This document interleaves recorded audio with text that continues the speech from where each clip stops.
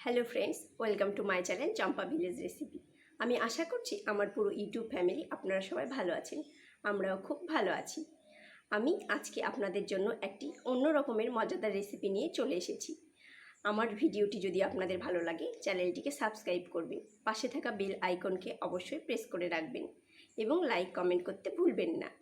আসুন তাহলে আমরা এবার কিচেনে যাই, রেসিপিটি শুরু করি। আজকে আমি একটি অন্য রকমের রেসিপি নিয়ে চলে এসেছি। আপনারা হয়তো এখানে দেখতে পাচ্ছেন আমি কিছু এখানে আলু নিয়েছি। এই আলুগুলোকে আমি সেদ্ধ করে নিয়েছি। এইগুলো সেদ্ধ করা আলু।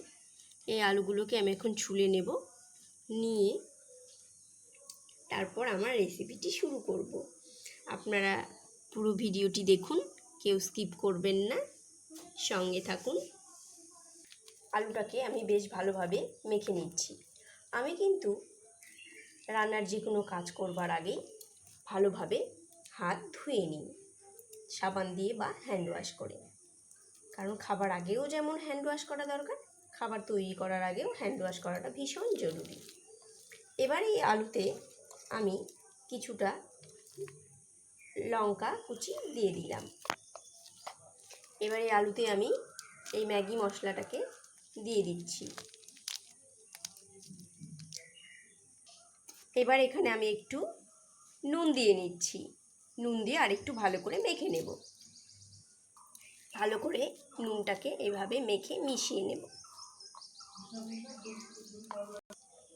এখানে একটু আমি জল নিয়েছি, এর মধ্যে একটু আমি তেঁতুল নিয়ে নিয়েছি। এখানে আমি একটু যে জল জিরে, সেই জিরেটাকে আমি অ্যাড করছি। এখানে একটু বিট নুনও দিয়ে নিয়েছি। এখানে আমি কিছুটা ফুচকা পাঁপড় নিয়েছি। ফুচকা খেতে খুব ইচ্ছে হলো, কি করব, বাজারে না গিয়ে বাড়িতেই যদি কিছুভাবে ফুচকা বানানো যায়, সেই জন্য এই পাঁপড়গুলোকেই আমরা এখন ফুচকা বানিয়ে নেব। তেল গরম হয়ে গেছে। এবার আমি এখানে একটি একটি করে এই পাঁপড়গুলোকে ছাড়বো।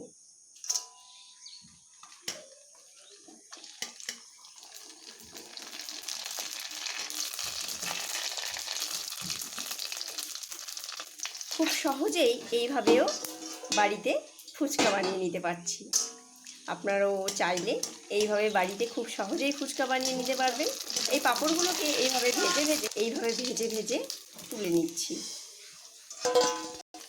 এই পাঁপড়গুলো খুব সুন্দরভাবে, ফুচকাগুলো খুব সুন্দরভাবে গোল গোল হয়ে যাচ্ছে। একদম মনে হচ্ছে দোকানের ফুচকা। খুব সুন্দর লাগছে দেখতে, খেতেও ভীষণ ভালো হবে। গরমে বাইরের খাবার অ্যাভয়েড করে এইভাবে বাড়িতেই ফুচকা বানিয়ে নিতে পারবেন। আমার এগুলো ভেজে এইভাবে ফুচকাগুলো রেডি হয়ে গেছে। এবার আমি এগুলোতে ফুচকার মতো করে একবার আলু সেদ্ধ দিয়ে রেডি করব।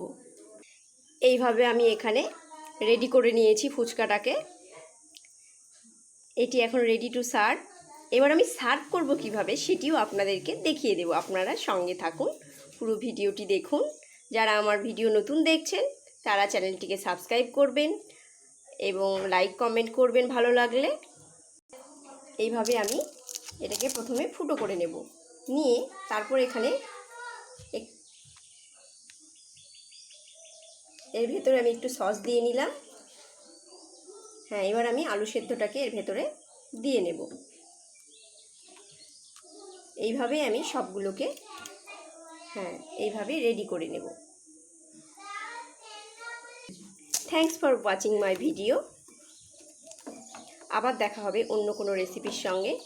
ততক্ষণের জন্য আপনারা সবাই ভালো থাকবেন, সুস্থ থাকবেন, আনন্দে থাকবেন। বাই।